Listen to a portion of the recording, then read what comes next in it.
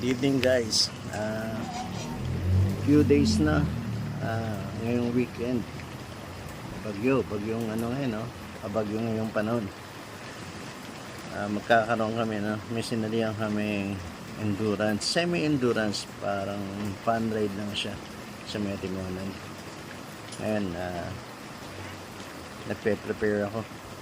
Tingnan natin kung ano yung mga pinaprepare natin. Guys, papalit na tayo ng na brake pads. Sa harap medyo makapal, pero guys, tingnan nyo to sa likod ko. Buti na lang, manipis na. Konti na lang, baka bakal sa bakal na to.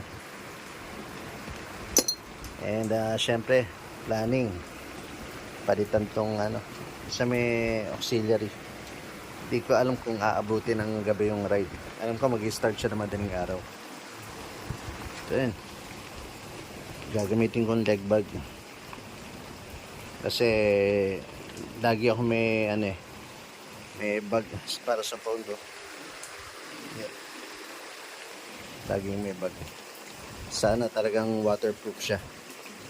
Sa panahon ngayon, hindi kasi pwedeng ilagay yung at least ito madaling tanggalin.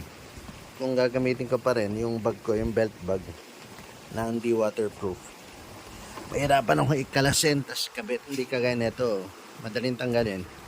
Just in case na kailangan ko mag raincoat, madali siyang tanggalin, madali siyang ikabit. Ngayon sa helmet naman, actually ito may dalawa akong option. Tanggalin muna natin itong shoes,